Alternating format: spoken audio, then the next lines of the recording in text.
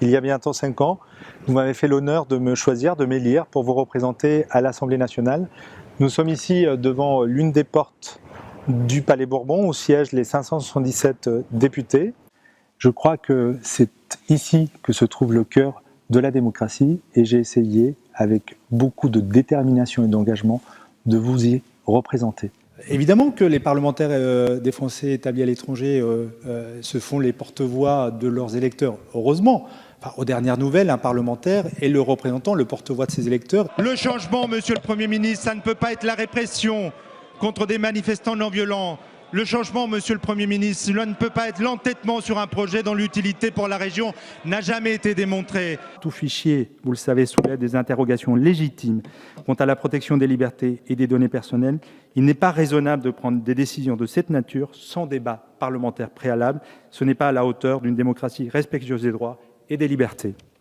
Qui peut donc encore aujourd'hui ignorer que certaines multinationales bénéficient d'une regrettable impunité? Nos vies et nos droits valent plus que leur profit, monsieur le ministre. Nous sommes ici devant la commission des lois, c'est une des commissions les plus importantes de l'Assemblée nationale.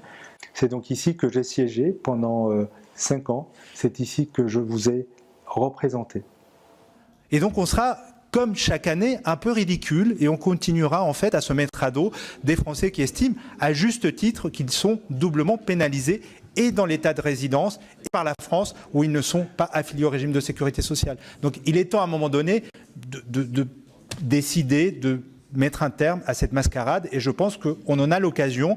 D'ailleurs, les parlementaires qui avons déposé ces amendements et l'année dernière et cette année sont sur l'ensemble des rangs de cet hémicycle, enfin, ou de cette Assemblée. Ce n'est pas une question partisane. On voit bien qu'il y a des difficultés pour boucler un budget, mais enfin, ce n'est pas non plus une raison pour faire n'importe quoi.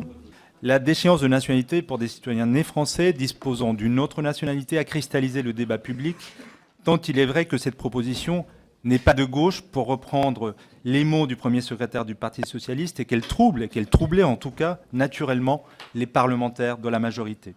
C'est en effet une proposition de l'extrême droite, recyclée par une partie de la droite, et je me souviens que le président de la République avait fait de la jeunesse un des principaux axes de sa campagne et de l'éducation une priorité. Le budget de l'éducation est devenu à cet effet le premier poste dans le budget de l'État.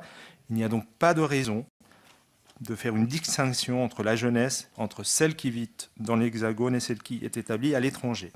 L'idée que des hommes, des femmes, avec une orientation sexuelle différente, puissent créer une famille et élever des enfants ensemble, ça semble être quelque chose de totalement insupportable à vos yeux. J'ai le sentiment, j'ai même la certitude que cette idée-là, elle appartient à un autre temps. Et puis, il y a la circonscription. J'ai fait des centaines de déplacements en circonscription pour venir à votre rencontre. J'ai fait connaissance avec nombre d'entre vous, soit dans mes permanences, soit dans les réunions publiques organisées, soit lors de mes visites d'établissements scolaires des Alliances françaises. J'ai aussi répondu aux sollicitations de la presse. Nous sommes parfois victimes d'images d'Épinal et il faut casser ces stéréotypes. À chaque fois, j'ai essayé de vous représenter dignement.